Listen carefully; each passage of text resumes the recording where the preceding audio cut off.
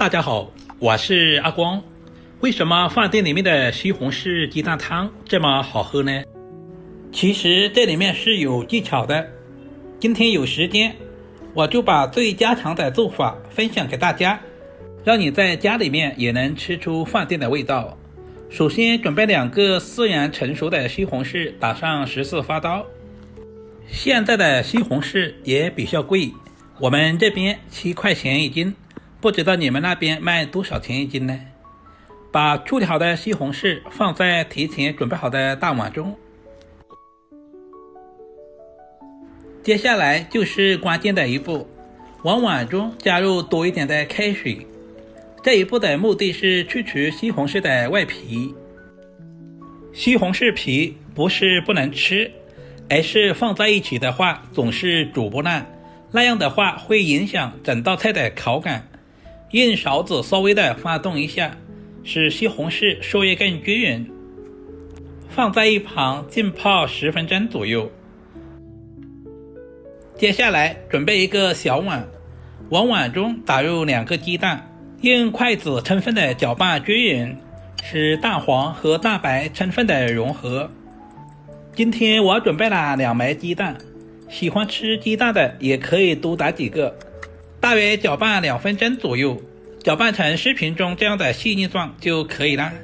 接下来准备几根清洗干净的香葱和1把香菜，把它们切成小段。如果不喜欢吃香菜的也可以不用放。全部切好放在小碗中。接下来准备1小把白玉菇，首先把白玉菇的根部切下来，因为根部的杂质比较多，而且比较老，然后再切成小段，大约在1公分左右。全部切好放在准备好的清水中。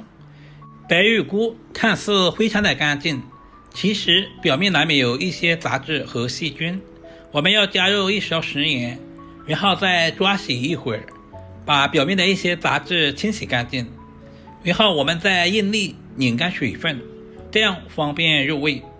全部处理好放在碗中备用。现在的西红柿也已经浸泡的差不多了，我们就把西红柿的外皮给撕下来。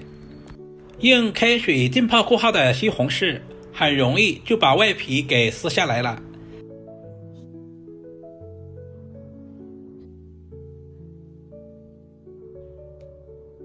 接着我们再来给下刀，首先把西红柿对半切开，去完皮的西红柿金鳞其土。我们把西红柿的硬心给切下来，因为硬心比较硬，放在一起的话会影响整道菜的口感。然后我们把西红柿对半切开，再切成稍微细一点的小条。最后全部切成稍微细一点的小丁。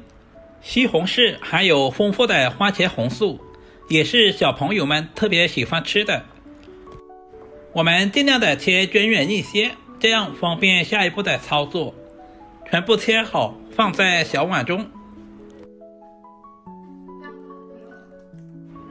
另外准备一个小碗，往碗中加入2勺玉米淀粉或者是土豆淀粉，然后再加入小半碗的清水。我们来调个水淀粉，用小孩吃饭的勺子搅拌均匀，搅拌至没有干淀粉就可以了。所有食材准备好，我们开始操作。起锅加入少量的花生油，然后下入切好的西红柿丁，开小火煸炒，把西红柿丁炒干水分，然后再把西红柿炒出汤汁。要想西红柿快速炒出汤汁，我们要加入少量的食盐，因为食盐有软化西红柿的作用。再次开大火翻炒均匀，把西红柿炒出汤汁。这里我们一定要稍微的多翻炒一会儿，炒制成视频中这样，把西红柿完全炒出汤汁。接下来下入准备好的白玉菇，再次翻炒均匀，把白玉菇炒干水分，炒出香味。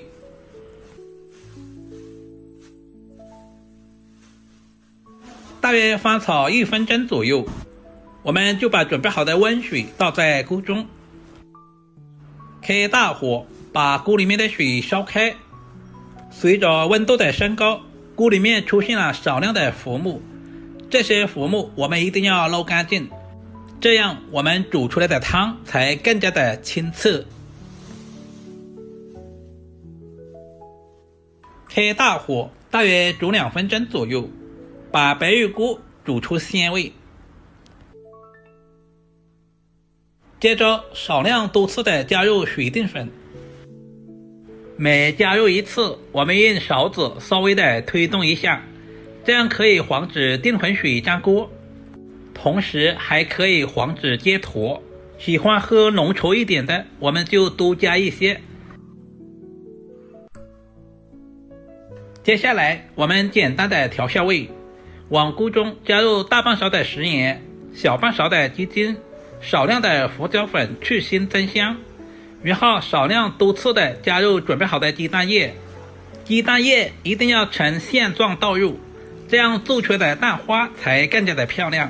稍微的推动一下，因为鸡蛋液比较容易熟，我们煮制的时间不需要太长，大约煮个10秒左右就差不多了，不然的话鸡蛋很容易老。